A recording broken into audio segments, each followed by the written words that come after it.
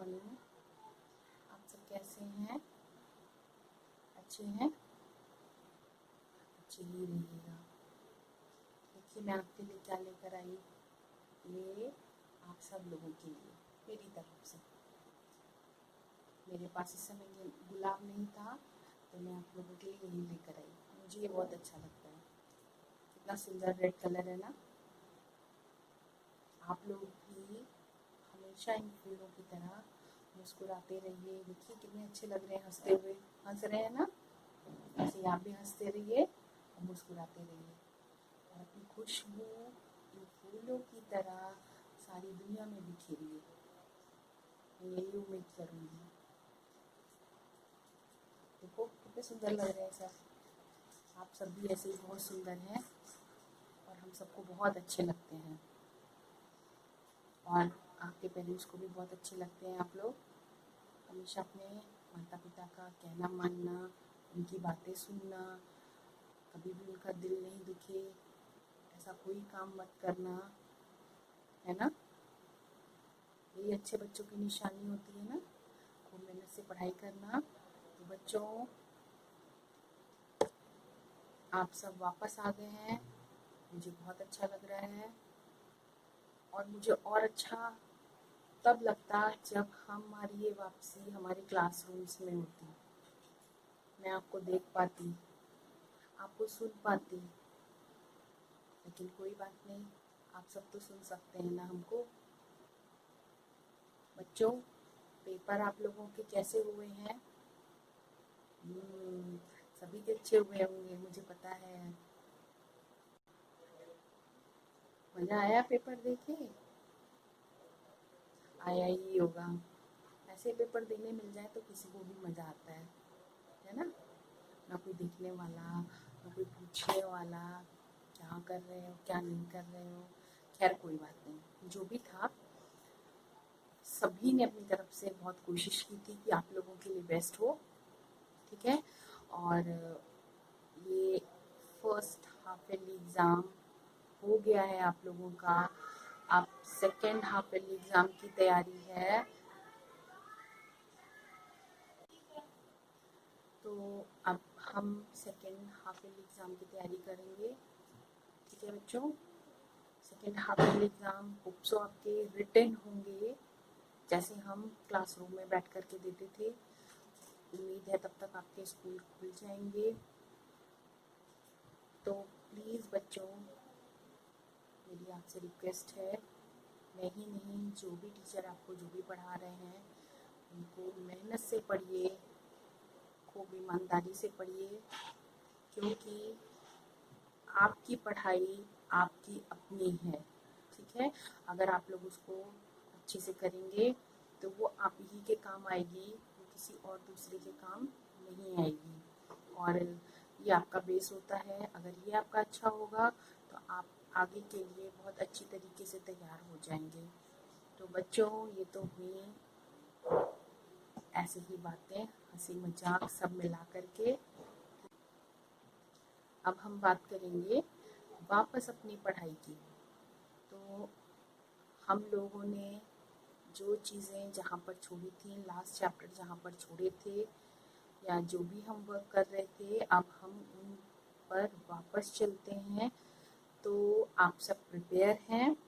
अपनी अपनी books copies निकाल लीजिए और वापस मेरे साथ फिर से मज़े करने आ जाइए। आइए हम सब मिल कर के फिर से अपने काम को करते हैं और उसको एंजॉय करते हैं। बोरियत समझ के मत करना कोई भी काम बेटा, नहीं तो तब उसको करने में मज़ा नहीं आएगा। ठीक है। आप जो भी पढ़ाई करो उसको हंसी खुशी और बहुत मन से करो। ठीक। तो आओ अब हम लोग अपने वापस फिर से काम पर चलते हैं। आप लोग अपनी बुक्स कॉपीज निकाल लीजिए और आइए अब हम स्टार्ट करते हैं। Good girls. तो क्लास 6 हम लोग हाफ ईयरली एग्ज़ाम के पहले हम लोगों ने मानचित्रण चैप्टर ख़त्म किया था। मानचित्रण में हम लोगों ने मानचित्र क्या होता है, कितने तरह का होता है, पैमाना, दूरी, ठीक है, फिर उनके उपयोग, ये सारी चीज़ें हम लोगों ने मानचित्रण में पढ़ी थी, जिसके क्वेश्चन आंसर मैंने आपको भेज दिए थे, पीडीएफ भी भेज दिया था। होप सो कि आपने उस काम को अपनी कॉपी पर कर लिया होगा। अगर नहीं किया है तो आप प्लीज़ उस काम को अपनी कॉपी पर कर लीजिए, और जो चिन्ह मैंने आपको भेजे थे जिनके द्वारा हम अपने मानचित्र को पढ़ सकते हैं, उन चित्रों को आपको कॉपी पर बनाना था। ठीक है, तो बच्चों इतना काम मैंने आपके लिए दिया था। अब आज हम लोग अपना नया चैप्टर शुरू करने जा रहे हैं, और नए चैप्टर का नाम है परिमंडल, पृथ्वी के परिमंडल। ठीक है, परिमंडल मीन्स कि आपकी पृथ्वी को कितने मंडलों में बांटा गया है।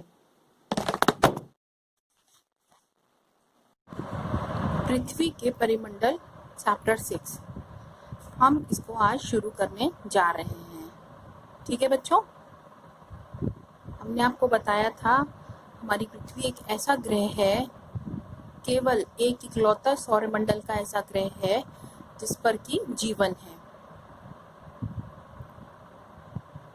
यहाँ जीवन क्यों है इस बारे में हम लोग पहले भी बात कर चुके हैं शुरू के चैप्टरों में, क्योंकि यहाँ जल, वायु, हमें सांस लेने के लिए, पीने के लिए जल, इन सब की उपलब्धता है।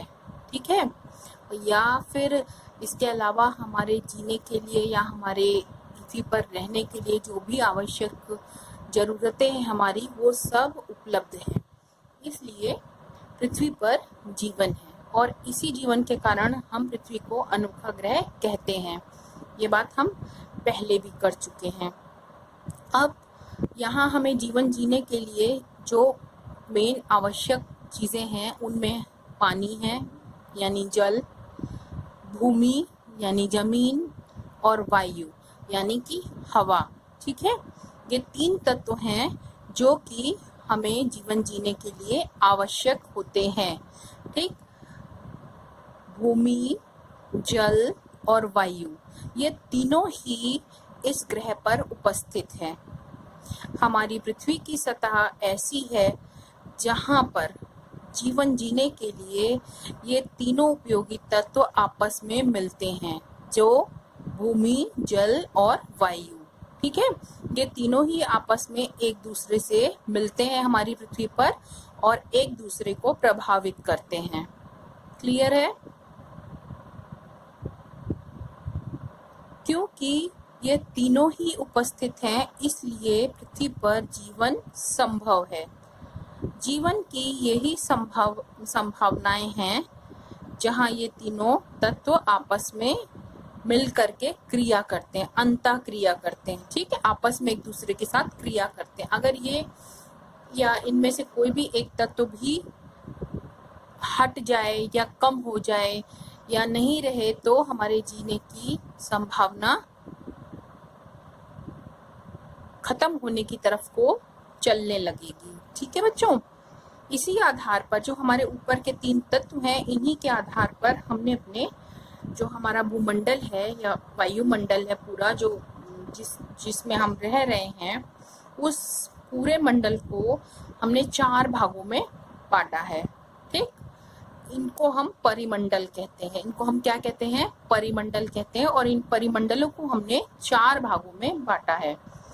पहला स्थल, दूसरा जलमंडल, और तीसरा वायुमंडल, और चौथा जैव मंडल। ठीक है, स्थल मंडल आपका वो भाग है जहां पर स्थल है। जल मंडल वो भाग है जहां पर प्रचुर मात्रा में जल मिलता है। वायुमंडल वो भाग है जहां पर हमारे लिए आवश्यक गैसें या वायु है। और जैव मंडल हमारा वो भाग है जहां पर ये तीनों आपस में मिलते हैं। ठीक है, वह भाग पृथ्वी का जहां पर ये तीनों स्थल मंडल, जल मंडल और वायुमंडल आपस में एक दूसरे के साथ मिलते हैं या संपर्क में आते हैं, उसे हम जैव मंडल कहते हैं। ठीक है, तो ये हमारा जैव मंडल हो गया। इसी परिमंडल में सभी प्रकार के जीवन पाए जाते हैं। ठीक है, इसमें जैव मंडल में हमारा क्या होता है, सभी प्रकार का जीवन पाया जाता है, इसलिए ये सबसे महत्वपूर्ण होता है और ये इन तीनों के मिलने से ही बनता है। इनमें से किसी के बिना भी इसका होना संभव नहीं है। क्लियर है बेटा? तो जलमंडल, स्थल मंडल और वायुमंडल तीनों आपस में मिलकर के किसका निर्माण करते हैं, जैव मंडल का निर्माण करते हैं। इसको हम इस डायग्राम से देख सकते हैं। ये आपकी पृथ्वी है, ठीक है, ये आपकी पृथ्वी का अंदर का हिस्सा है जिसको हम क्रोड कहते हैं।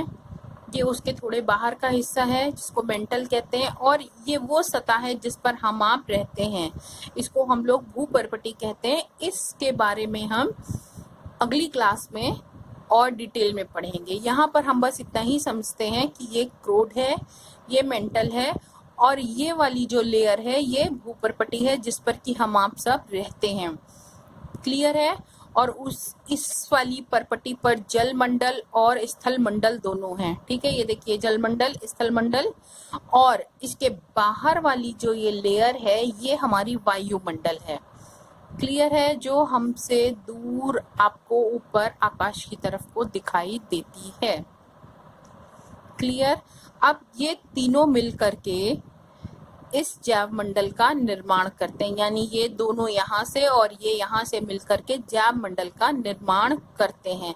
ये आपका वायुमंडल हो गया, ये ब्लू वाला जल मंडल हो गया, और ये ग्रीन वाला ये सब स्थल मंडल हो गया। ठीक है, और ये मिलकर के इस जैव मंडल का निर्माण करते हैं। तो ये पृथ्वी के 4 परिमंडल हैं, जल मंडल, स्थल मंडल, वायुमंडल और जैव मंडल। अब हम सबसे पहले बात करते हैं स्थल मंडल की। क्लियर है? तो ये स्थल मंडल हमारी जो पृथ्वी है उसका जो ठोस भाग है, ठीक है, जो कड़ा है जिस पर हम आप सब खड़े हैं, रहते हैं, टिके हुए हैं, उस ठोस कठोर भाग को हम स्थल मंडल कहते हैं। यह हमारी पृथ्वी की ऊपरी परत में पाई जाने वाली चट्टानों और मिट्टी से मिलकर के बना है। ठीक है, इस पर हम रहते हैं। इस भाग में जो हमारी चट्टानें और मिट्टियां पाई जाती हैं उनसे मिलकर के इस स्थल मंडल का निर्माण होता है, जिसमें जीवों के लिए सभी जरूरत के आवश्यक पोषक तत्व पाए जाते हैं, जो हमें हमारी आवश्यकता को पूरा करने में सहायता करते हैं। क्लियर? अब जो स्थल मंडल है उसको हम 2 भागों में बांटते हैं। महाद्वीप, सबसे पहला हमारा भाग है महाद्वीप। ठीक, बड़े स्थलीय भूभागों को हम महाद्वीप कहते हैं। जो हमारे बड़े स्थलीय भाग हैं, बड़े बड़े क्षेत्र हैं, उनको हम महाद्वीप कहते हैं। और इन महाद्वीपों पे पर्वत, पठार, मैदान, ये सारी चीजें आदि भी पाई जाती हैं। ठीक, बड़े जलीय भाग को हम महासागर कहते हैं। जो हमारा बड़ा जलीय भाग है, ये वाला जो भाग है, ये महासागर कहलाता है। यहाँ हम केवल अभी स्थल मंडल की बात करेंगे। तो बड़े भाग जो हैं वो स्थल भाग, वो क्या कहलाते हैं, आपके महाद्वीप कहलाते हैं, और दूसरा जो बड़ा भाग है वो महासागर कहलाता है। बड़े बड़ी जो महासागर या जो जलराशियां हैं उनकी जो तलहटी है, यानी जो तल है, उसको हम महासागरीय बेसिन कहते हैं। ठीक है, जैसे सपोज करिए ये आपका स्थल भाग है इस तरफ में। अब यहाँ से ये इस तरीके से पूरा पानी भरा हुआ है इस पूरे भाग में। ये महासागरीय भाग हो गया, ये समुद्र का तल हो गया, और ये उसकी तलहटी हो गई जिसको हम महासागरीय बेसिन कहेंगे। क्लियर है बेटा? ठीक, विश्व के सभी महासागर आपस में जुड़े हुए हैं, ये बात ध्यान रखिएगा। नदियों की तरह वो अलग अलग नहीं हैं, और वो आपस में एक दूसरे से जुड़े हुए हैं। समुद्रों का जो जल का स्तर है वो सभी जगह एक बराबर है, कहीं पर ऊपर कहीं पर नीचे नहीं है। जैसे नदियां हैं आपकी, नदियों के जल स्तर अलग अलग होते हैं। किसी नदी का जल स्तर ऊंचा होता है, किसी का नीचा होता है, लेकिन समुद्रों के साथ में ये बात नहीं है। समुद्रों का जल स्तर सभी जगह एक समान है, एक जैसा है, और सारे ही जो महासागर हैं वो आपस में जुड़े हुए हैं। ठीक है, अब बात करते हैं स्थल पर यदि हमें किसी स्थान की ऊंचाई नापनी हो या फिर महासागर में किसी स्थान की गहराई नापनी हो तो हम उसे समुद्र तल से नाप देंगे। समुद्र तल मैंने भी आपको बताया, ये समुद्र का जो भाग है ये समुद्र तल कहलाता है। ठीक है, अब ये आपका स्थल भाग है। अब मान लीजिए ये पर्वत है, क्लियर है बेटा, तो अब इसकी ऊंचाई कितनी है इसको हम यहाँ समुद्र तल से नापेंगे, या फिर इस महासागर की गहराई कितनी है, कितना गहरा इसका तल है, इसको भी हम समुद्र तल से ही नापेंगे। जैसे एग्जाम्पल, आपका विश्व का सबसे ऊंचा जो पर्वत शिखर है जो कि हिमालय पर्वत पर स्थित है उसका नाम क्या है, माउंट एवरेस्ट है। क्लियर है, ये नेपाल में है और हिमालय पर्वत पर स्थित है माउंट एवरेस्ट। इसकी ऊंचाई 8,848 मीटर यानी कि 8,848 मीटर है। ये समुद्र तल से ऊंचाई है, यहाँ से नापने पर ये 8,848 मीटर ऊंचा है। इसी तरीके से जो विश्व का सबसे गहरा भाग है यानी जो गर्त कहलाता है, गड्ढा कहलाता है, सबसे गहरा भाग जो है वो प्रशांत महासागर में स्थित है और वो है मेरियाना गर्त। ठीक है, क्या नाम है उसका, मेरियाना गर्त, और उसकी जो है गहराई समुद्र तल से यहाँ तक समुद्र तल से जो उसकी गहराई है वो है 11,022 मीटर। 11,022 मीन्स 11,022 मीटर गहरा है वो। क्लियर है, ठीक है। अब हम महाद्वीप की बात करते हैं। महाद्वीप क्या होते हैं, पृथ्वी के जो बड़े भूखंड हैं, अभी मैंने आपको बताया जो स्थल भाग हैं, बड़े बड़े स्थल भाग या भूखंड, उनको हम महाद्वीप कहते हैं। आपके पूरी पृथ्वी पर इन महाद्वीपों की संख्या 7 है। कितनी है, 7 है, और इनका जो अधिकतर भाग है स्थलीय भाग वो हमारा उत्तरी गोलार्ध में जाता है और दक्षिणी गोलार्ध में कम है। ठीक है, स्थलीय भाग जो है वो कहाँ है, उत्तरी गोलार्ध में ज्यादा है और दक्षिणी गोलार्ध में कम है। आइए अब हम नाम से इन महाद्वीपों को जानते हैं पहले कि ये महाद्वीप कौन कौन से हैं। इनमें सबसे पहले एशिया, यूरोप, उत्तरी अमेरिका, दक्षिणी अमेरिका, अफ्रीका, ऑस्ट्रेलिया और अंटार्कटिका हैं। ये आपके 7 बड़े महाद्वीप हैं, बड़े हैं इसीलिए इन्हें महाद्वीप कहा जाता है। बड़े स्थलखंड हैं और चारों ओर से पानी से घिरे हुए हैं इसीलिए इन्हें महाद्वीप कहा जाता है, क्योंकि जो छोटा भूखंड होता है वो द्वीप कहलाता है जो चारों ओर से पानी से घिरा होता है, और ये बड़े चारों ओर से पानी से घिरे हुए भूभाग हैं इसीलिए इनको महाद्वीप कहते हैं। ये 7 हैं आपके, अधिकांश भाग उत्तरी गोलार्ध में, और इनके नाम हैं एशिया, यूरोप, उत्तरी अमेरिका, दक्षिणी अमेरिका, अफ्रीका, ऑस्ट्रेलिया और अंटार्कटिका। क्लियर है बेटा, इसको रिवाइज करिएगा फिर से एक बार से, अपने आप पढ़िएगा। जो चीज़ नहीं समझ में आएगी उसको आप पूछ सकते हैं मेरे से, इत्मीनान से पूछिएगा, कोई दिक्कत नहीं है। अब इनको हम एटलस पे आपको आगे ये कहाँ कहाँ हैं आपके मैप पर या आपकी पृथ्वी पर, और इनके बारे में एक एक महाद्वीप के बारे में हम अलग अलग सबके बारे में पढ़ेंगे, उसको हम नेक्स्ट वीडियो में करेंगे। इसको आप अभी यहाँ तक रिवाइज करके रखेंगे। Thank you.